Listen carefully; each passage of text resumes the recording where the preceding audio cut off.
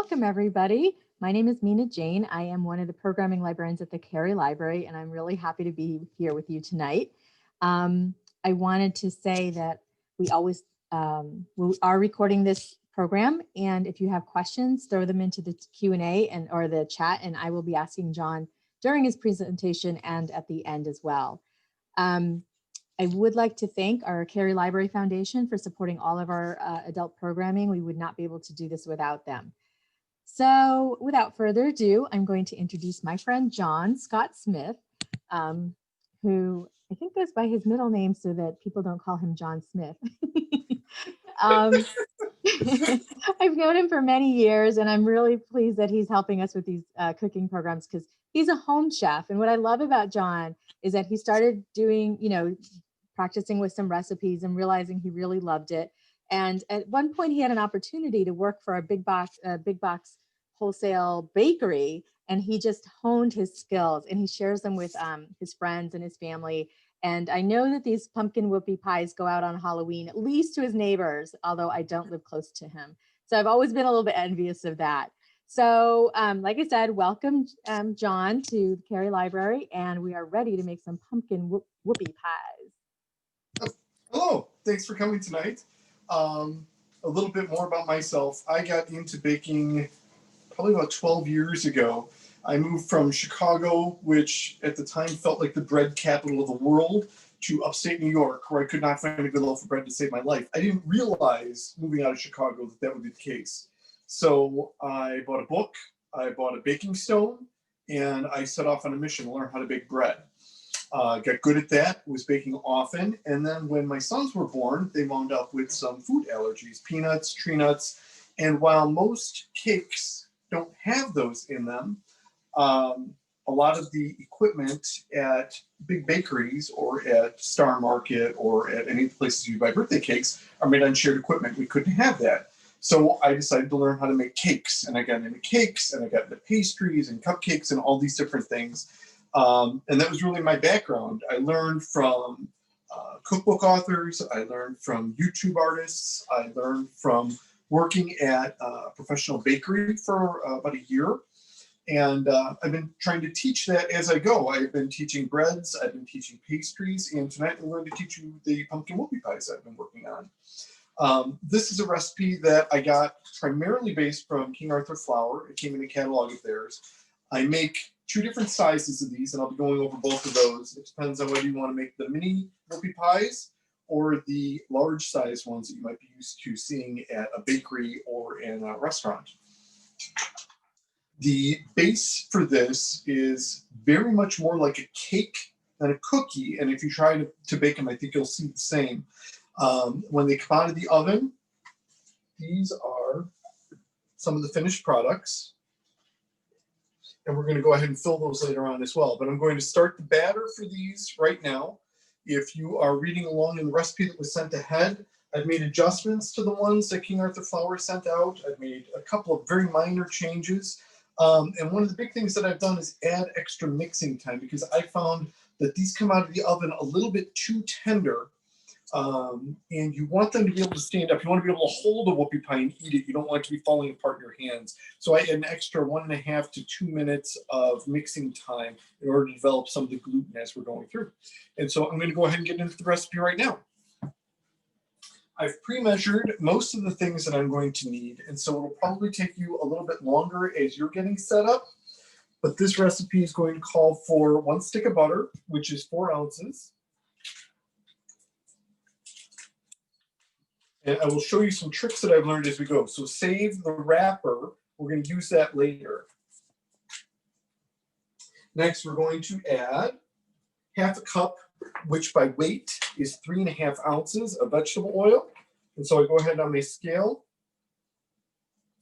hit the tare, so it's back to 0, and then add 3.5 ounces.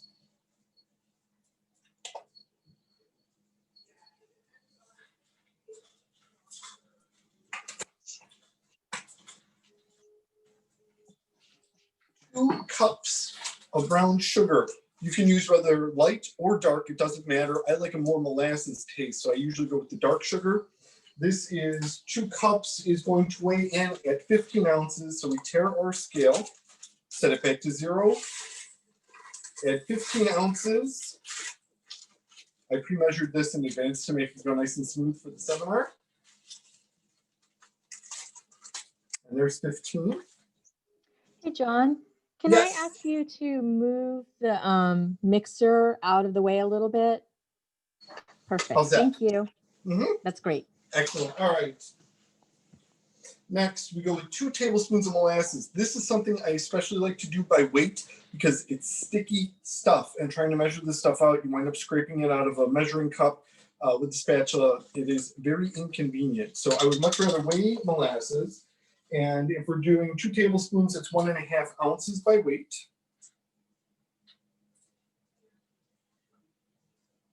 There we go.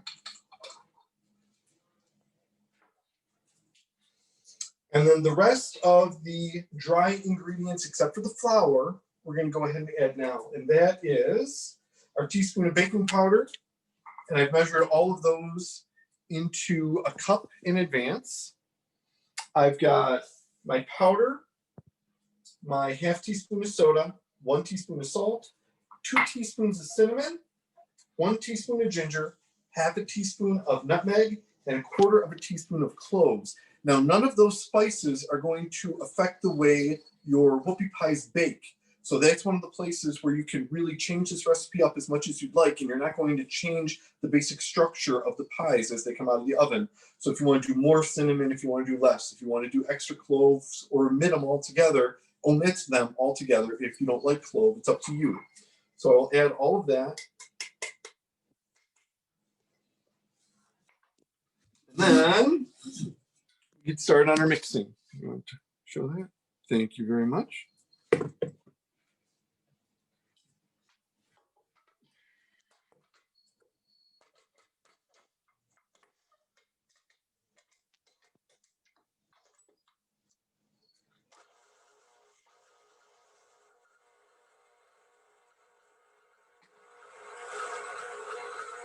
Now, while that's going, we're going to let that mix for a good long time so that the molasses, especially if it's fully integrated, you'll want to make sure that the molasses are scraped off the side of the bowl.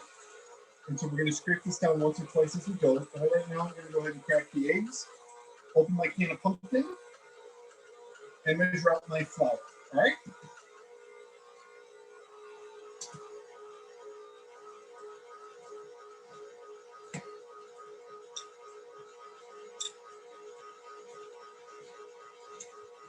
John, when you say you let it go for a good long time, about how long do you mean? As long as it takes me to get these other things done, because we don't have to worry about developing the gluten in this right now because we haven't added any flour. So this can go for 3 minutes, it can go for 10 minutes, and it's not going to matter. What I did find in the past, a mistake that I've made, was by not adequately scraping the sides, the molasses will stay stuck to the side of the bowl in certain places. And so you get a little bit of a discoloring of the cookie because you'll wind up with little bits of molasses that are stuck to the outside. Got it. Thank you. Mm-hmm.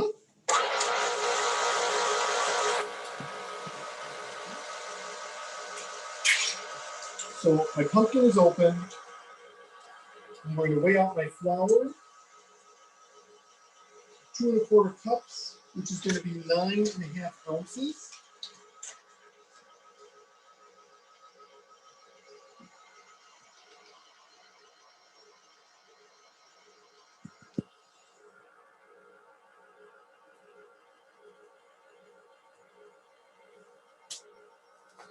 No need to sift.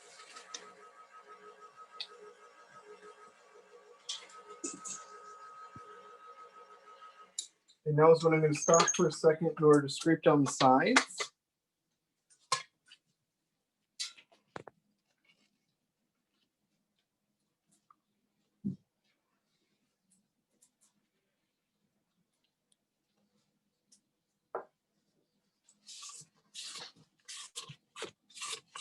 You'll see, like right there, we've wound up with a little bit of molasses stuck to the side of the bowl. So we go ahead and scrape that down to make sure everything gets well integrated.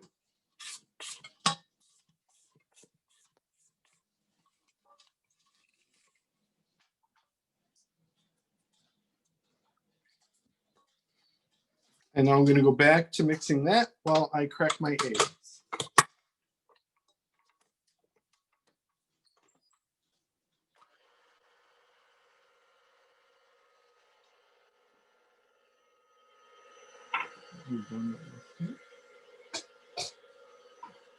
Your mixer looks well used.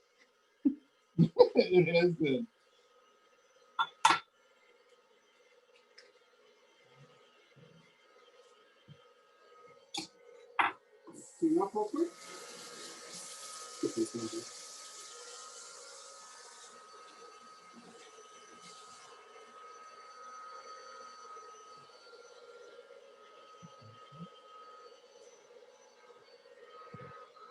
All right, so our butter and sugar and all of our spices are well mixed up. And we're going to add the eggs one at a time. And as we do that, if you take a look, it looks like it'll curdle after you add each egg. You want to keep going until it has come back together before you add the second egg. That'll look like it's curdled, let it come back together, and that's when we can start adding the pumpkin. So on low, one egg at a time. See, it almost looks like it's broken. And now it's coming back together.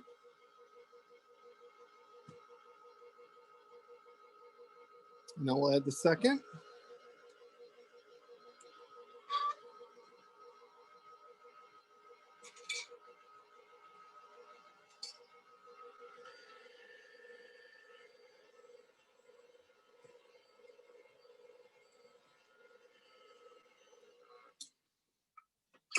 And we'll give it another scrape.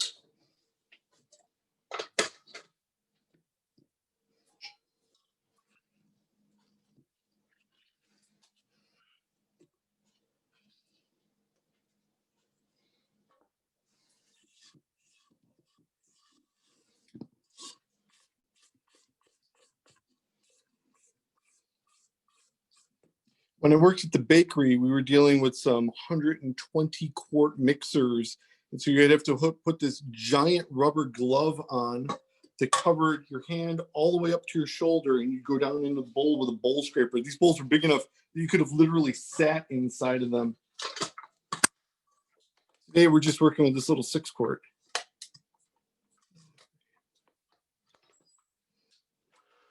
Now, we're going to add our pumpkin. I'm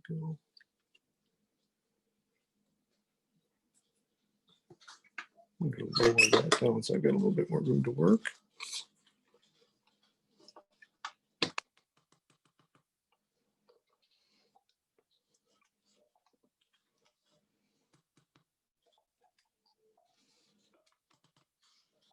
Scrape that can so we get all that pumpkin-y goodness.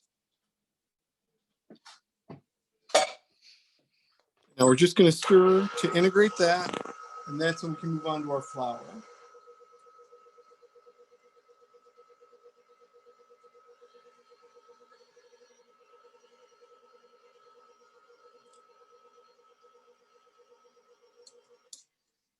Okay.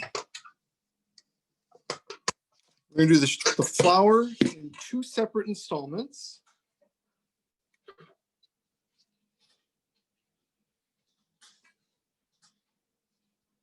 So you're going to sprinkle on about half of it.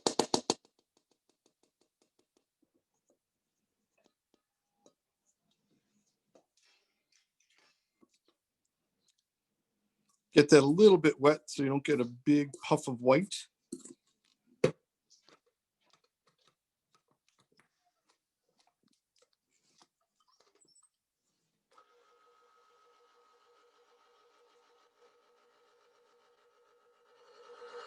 Right now, we're just trying to get the flour mixed into the rest of the batter. So as soon as it's fully absorbed, we'll add the rest.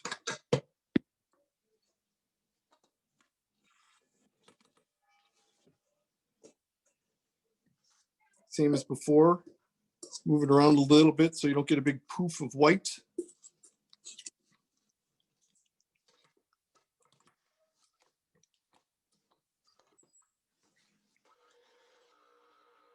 We're going to mix that until the white is dissolved.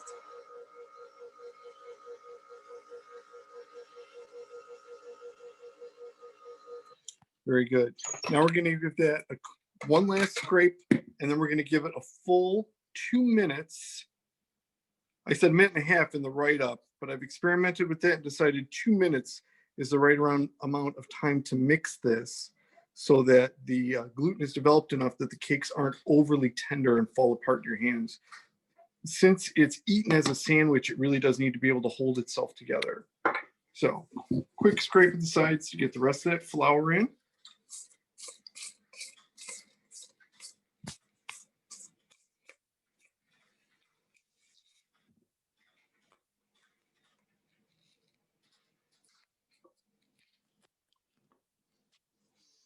Then I'm going to set a timer for 2 minutes. Alexa, set a 2-minute timer.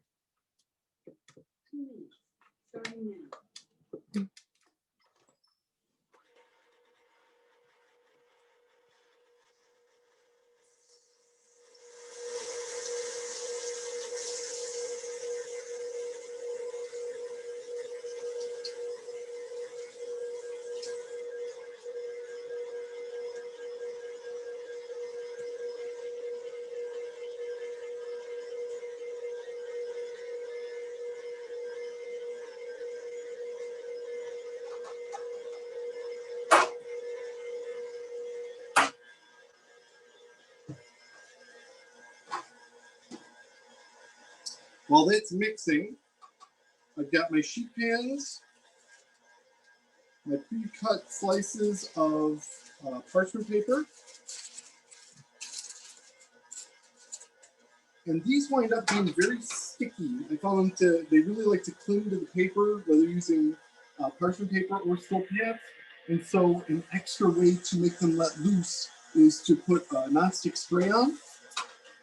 I'm going to show you a trick that I use with that, so you don't wind up with spray all over the kitchen. Just lay that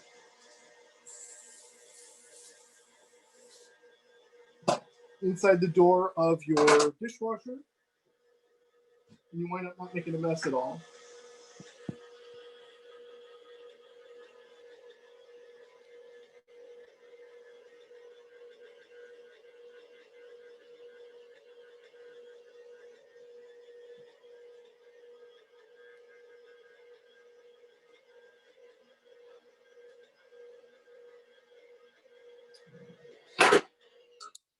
And that's our time. No, he's not.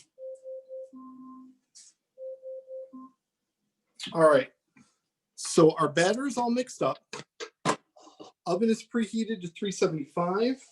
And now is when you get to decide whether you want to make the mini whoopie pies, which is the purple handled scoop number, I think it's a 40. Or if you want to go with the full-size whoopie pies, this is a number 16, which is also known as a muffin scoop. That's what we're going to go with today. In order to get these to fit on the tray, I have found that I can get 8 at a time.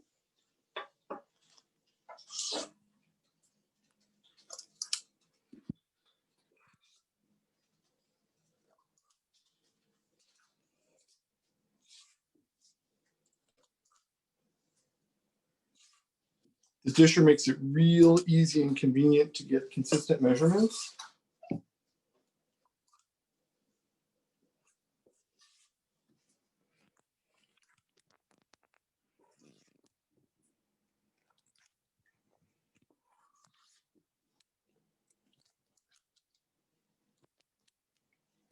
Then I'm going to go ahead and pop that in the oven. These are going to go for 17 minutes. I found to be pretty close to ideal.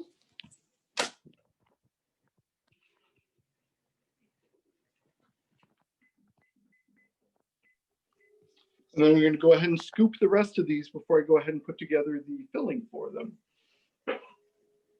So is that a baker's secret to put the dollops in the corners first and then in the middle? This was, I spent time trying to figure out how I could best get them to fit on the sheets.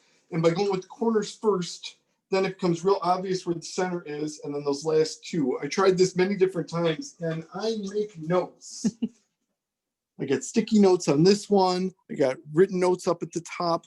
I cannot recommend enough. Take notes. You're only going to be doing these things like 1 month out of the year. So next time it comes to make this recipe, it's good to be able to go back and say, which scoop did I use? Which sheet pans did I use? Did I use a spray with my parchment paper? It makes it a lot easier. I've got a whole bunch of recipes that I love. My pfeffernuss cookies, my hot cocoa cookies that I'm only doing once a year. I'll bake a whole bunch of batches of them, but I'm only going to wind up doing them once a year. And it's really easy to forget all these little tricks that you learn. And so to avoid reinventing the wheel, I take lots of notes on this stuff.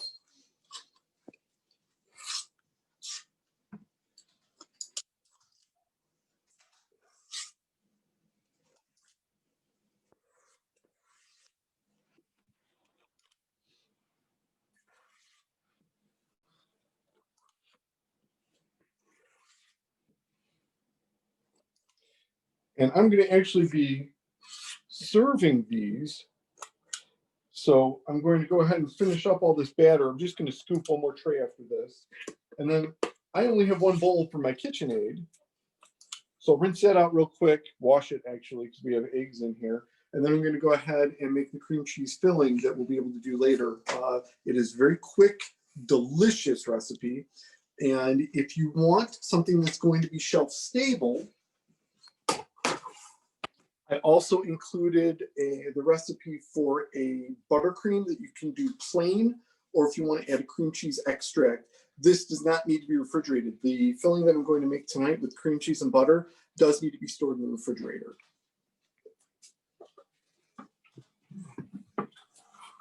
So normally now we would take a commercial break. Yes, exactly. While I'm scooping the rest of this.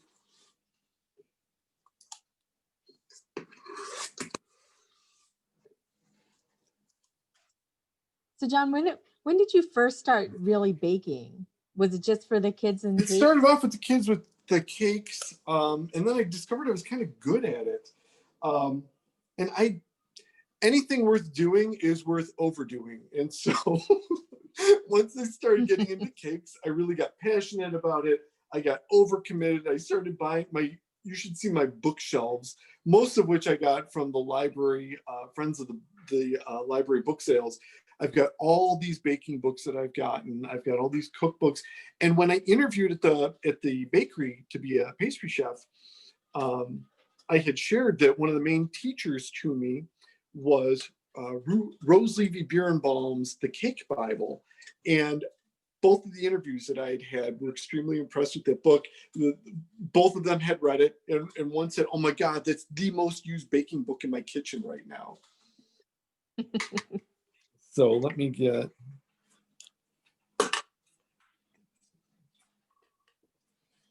the last of the batter off of this, and then I'll clean that off.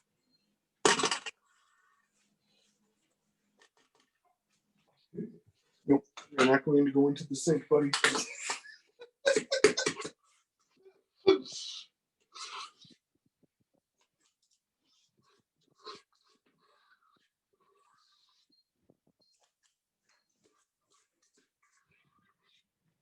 This recipe makes almost exactly 24 of the cookies, so you wind up with a dozen if you do the large. If you do the small, again, this one of the notes that I had with purple handle, I get 52 cookies, which is about 26 whoopie pies.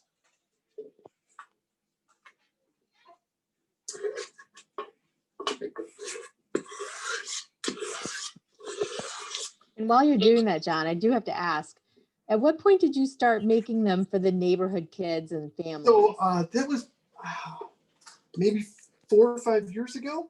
So we don't get many trick-or-treaters over here. There's no sidewalks on our street or anything. And so I thought, how can I get more people to show up? And so I'm in the group for Friends of Medway. And I went ahead and announced, hey, I've got pumpkin whoopie pies I'll be giving out this year. And so I set it up, turned on all the lights, and I also bought regular candy in case someone was weirded out by getting hand-baked items. And we started getting people come. And as the years mounted, every year I announced it, and we were getting more and more people. And eventually, I had parents coming up without their kids. So, That would be me. all right. I've got the last of my batter. Why don't you stay over there? I have to say that I love that you made it sort of a community event. I love that. I'm going to clean this off real quick.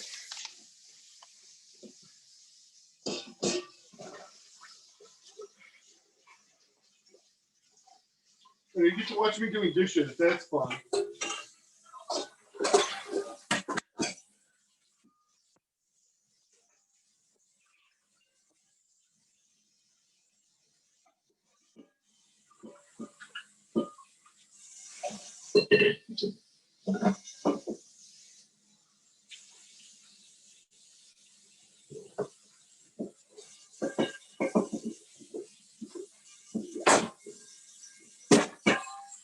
The next time, instead of having my son be my cameraman, I think I'm going to have him be my dishwasher.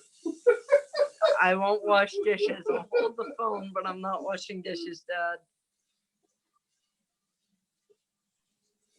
You tell him, Lance.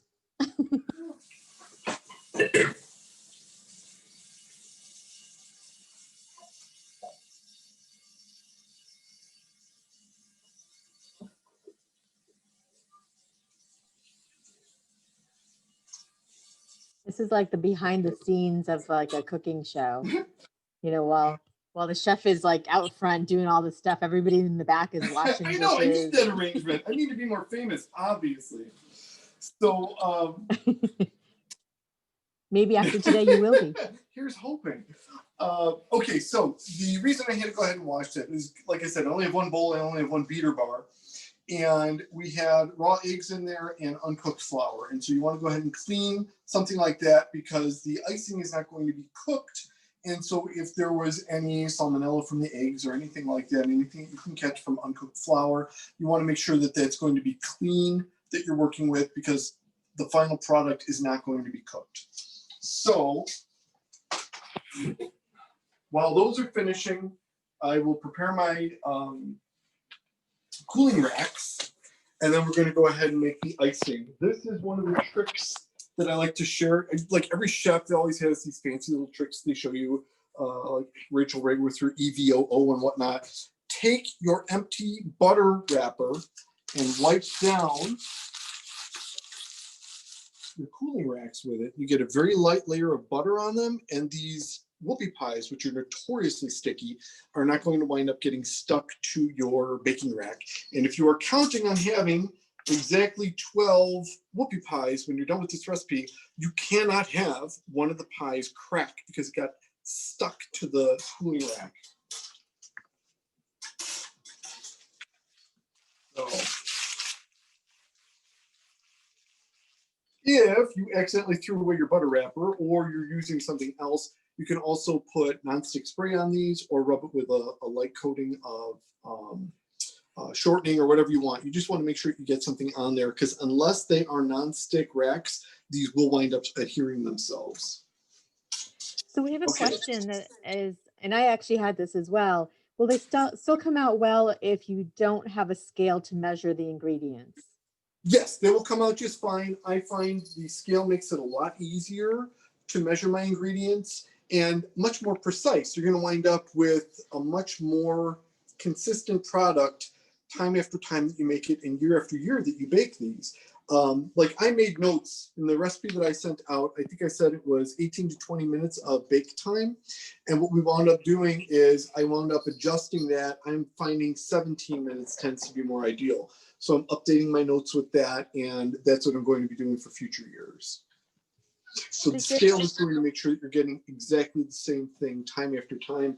If I had handy my chocolate chip cookie recipe, you would find that I was adjusting the weight of flour in grams to try and get the perfect chocolate chip cookie because no matter how many years I've been doing this, I can't match my sister's version. But you can do it without the scale if you don't have one. Exactly. Absolutely fine to do it without the scale, but the scale is going to make it easier to measure some of the things, and it's going to give you a more consistent product time after time that you bake it, year after year that you revisit it. Okay. Now, give me 1 second.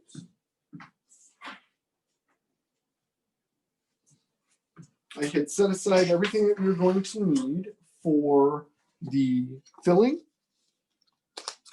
which is softened cream cheese,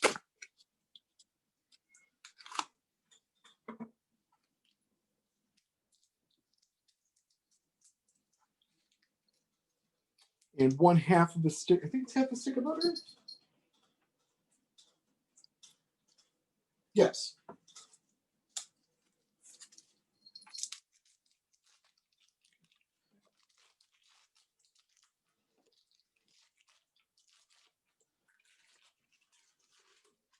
Okay, so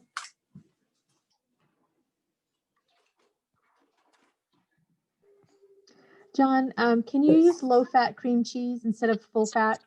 yes, low fat will work just fine because we're not actually trying to get the fat properties in this because it's not being cooked. So it's going to be much more a product of the taste and whether that affects the texture at all.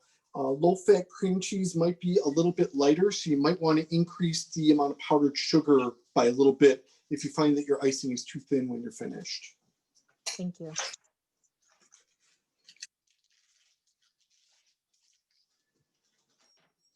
Got my 1 stick of cream cheese.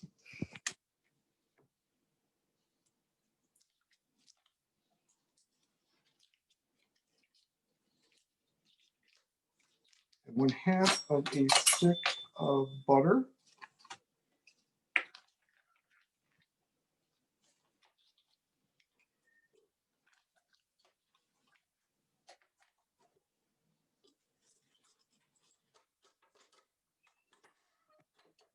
And now cream cheese icing, as I said on the recipe that I sent out in advance, you can overbeat this. And if you do, it will break and it will not come back together. So you want to go easy when you're mixing it.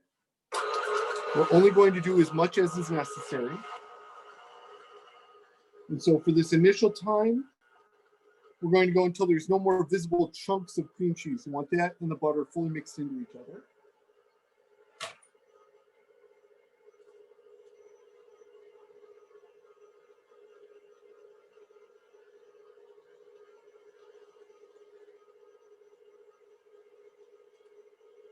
And I'm going for 8 ounces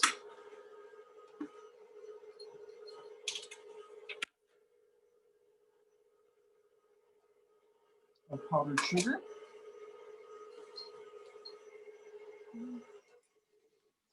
It's almost there already.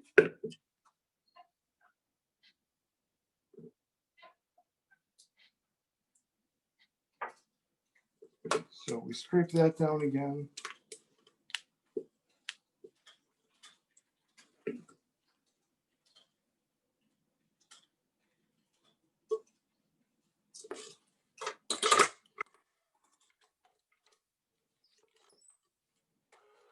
Let that go a little bit longer.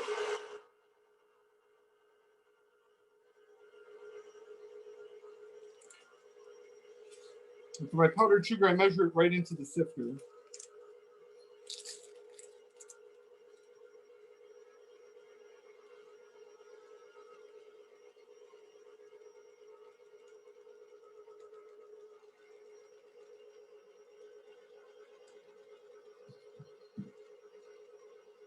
Two cups, which is 8 ounces, half a time. Okay, that's adequately mixed. Then we're going to do powdered sugar in 2 additions.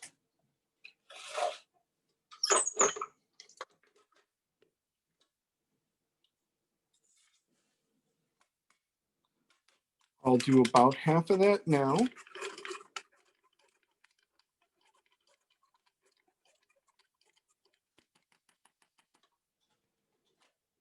Sifting it is going to prevent lumps and make sure you don't wind up with a grainy final texture.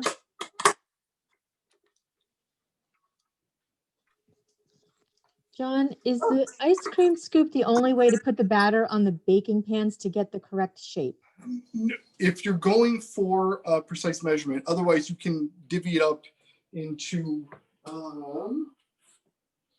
you're going for, frame of reference. If you look at my hand, you're looking for about 2.5 inches across, and you should get roughly 24 dollops of the batter per recipe.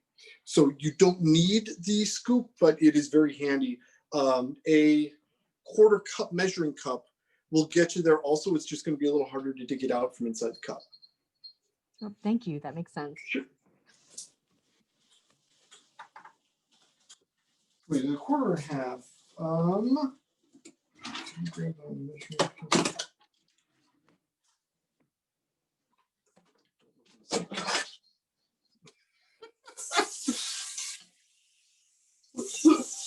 We're not staring at my dirty dishes. Should we show them the kittens instead? No.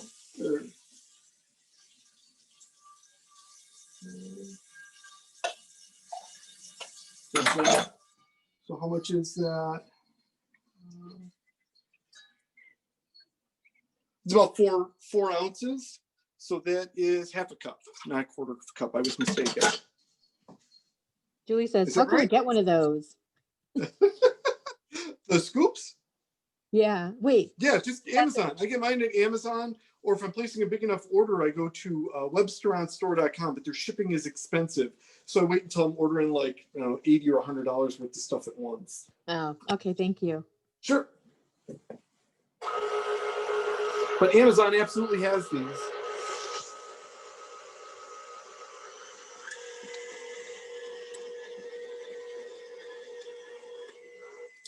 Okay. Oh, time to pull.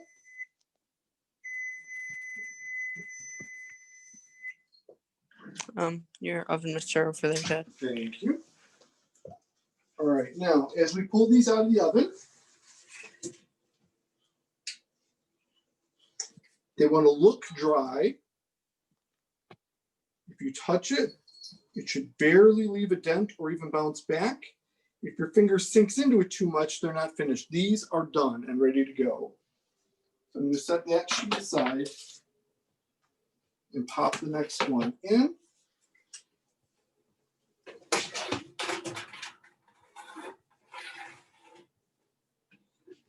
And we're going to go for 17 minutes on that one. There.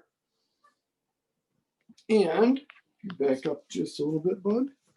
Let me reach over your shoulder. Let those sit on the rack for 5 minutes, and then they'll be ready to come off the rack and move on to your cooling rack. Okay, so we're finishing the icing.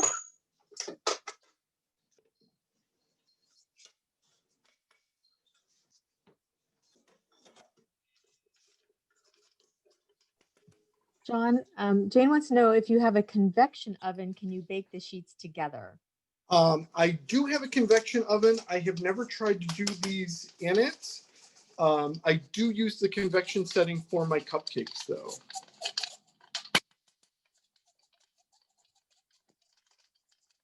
One of the reasons that I've not bothered with the convection setting is this makes 3 sheets of whoopie pies.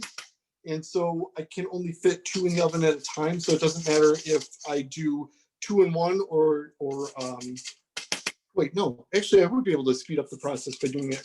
I can experiment with that. I've never tried it.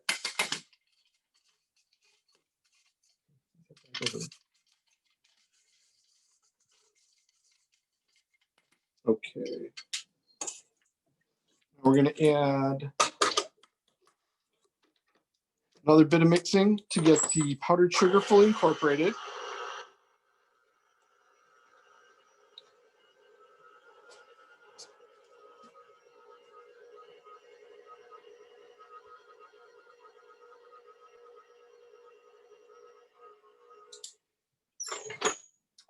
Scrape down, and then we're going to go for about 2 minutes to let it get nice and fluffy. But again, we don't want to go much longer than that.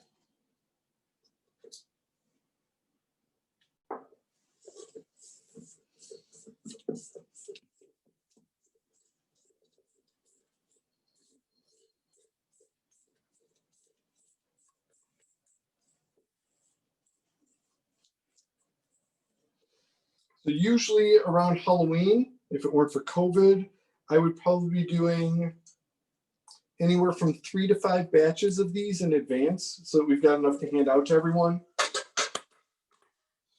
And I think I've only had one family in the last 3 years who actually asked for the candy bars that I had, that in addition to the to these. People were more than happy to pick up the homemade whoopie pies.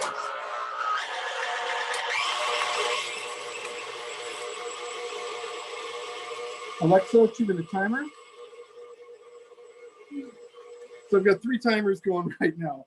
I've got the one figuring out when I can remove the whoopie pies from the baking sheet. I've got the one telling me when the whoopie pies are going to come out of the oven. And I got one telling me when my mixer is going to be finished. Very important to keep track of all of these as you're going.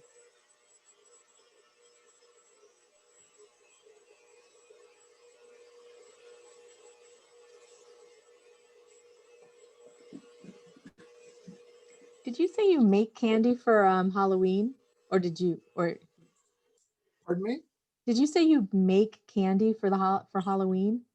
No, these. I make 3 batches, 3 to 5 batches of these. I also give out pre-packaged, like Snickers bars and stuff like that. Okay.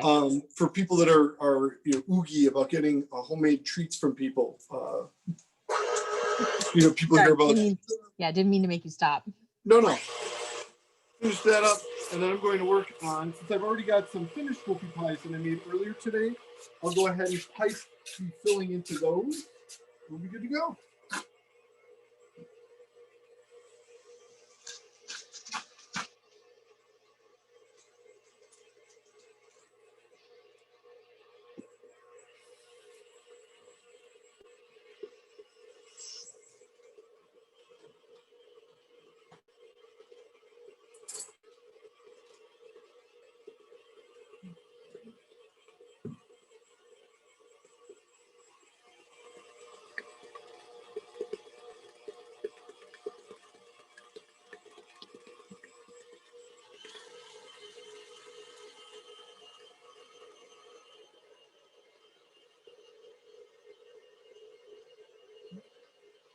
Looking at all my timers.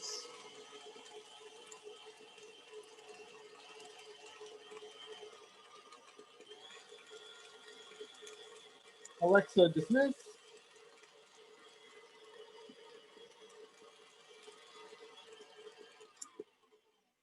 And our cream cheese filling is ready to go.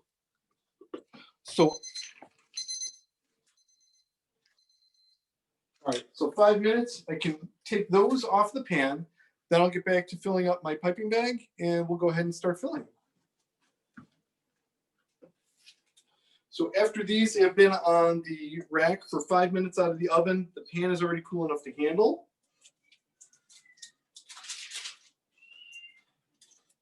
Guys, could No. you go check on the kittens, guys? Don't worry, the kittens are fine.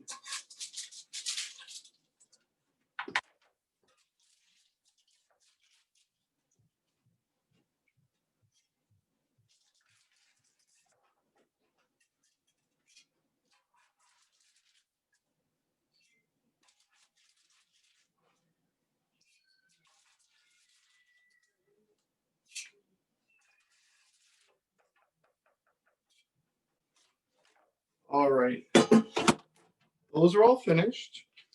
I like to use a piping bag for these, but you can also just use a spoon in order to get it filled. If you're going to use a piping bag, if you happen to have a tip, the 1M is the tip I like to use because it adds a little bit of volume to the filling, and so it'll make the whoopie pie stand up nice and tall. If you're learning how to add a tip to a bag, drop that down into your bag. I like to run my fingertips around the outside of it, so you make a little mark with your fingernails. See the little bit of line that we made? Take a knife. And that's how we get the tip in.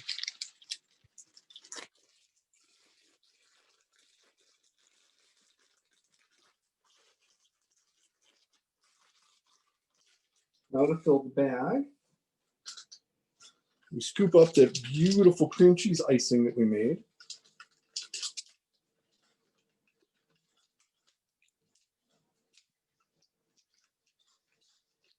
And if you're not on a video, you go ahead and scrape every last drop of that out of the bowl.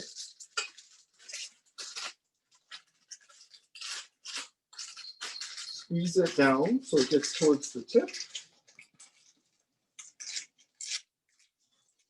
And the pies that I just baked are still going to be a little bit too hot. We don't want to melt this. So I'm going to go to the pies that I baked before this class tonight. So I'm going to wind up with 24 of these when they're all finished and filled.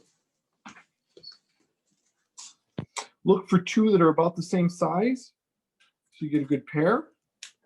And then, let me stand here. You see how the tip adds the volume to it?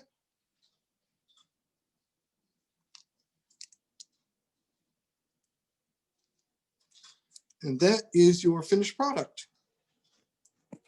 Repeat 11 more times. Wow. Well, I'll be over in a little bit. As soon as I'm going to have 23 more of these by the time we're all done. So you are welcome. Please come by. So people feel free to add questions to the chat or unmute yourself to ask John directly.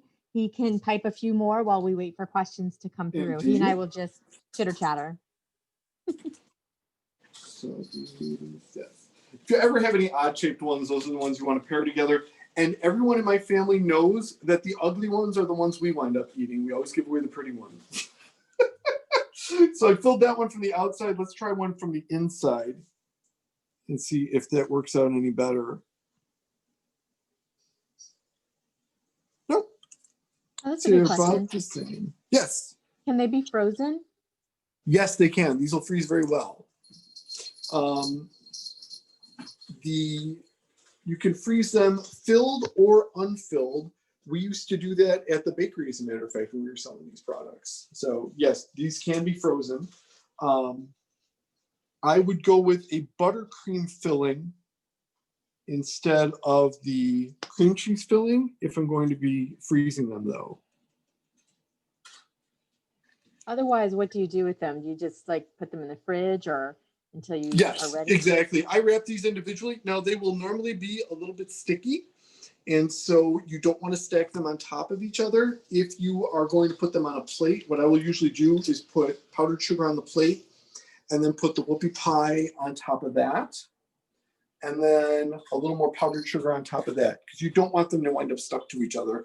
You can also use parchment paper or wax paper if you're trying to separate them that way. I wrap them individually for handing them out. So I'll wind up, if I'm delivering these to neighbors, I'll wrap each pie in saran wrap. Mm-hmm. And you said that some people make it with something other than butter. What would that be? Well, you could use butter replacement. If you were trying to go with a vegetarian or vegan version of these, I have worked with vegan, I don't know what you would call it, shortening. That would be perfectly acceptable replacement in something like this. The eggs, I do not know offhand what I would suggest for those, but in the vast majority of instances, I bet a vegan would be able to tell you exactly what you would want to swap into it.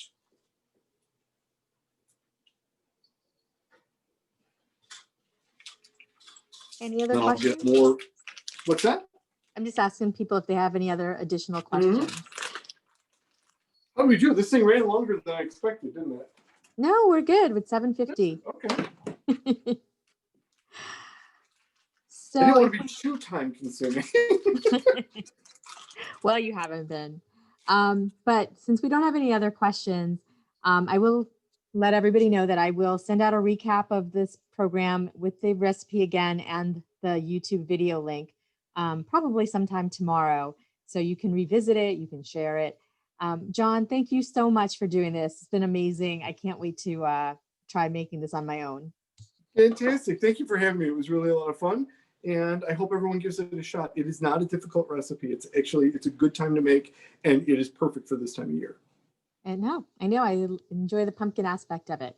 So everybody have a great night and a safe and wonderful Halloween. And John, thanks again. And I hope to see you soon. Thanks. Me too. Bye-bye. Thank you. Bye.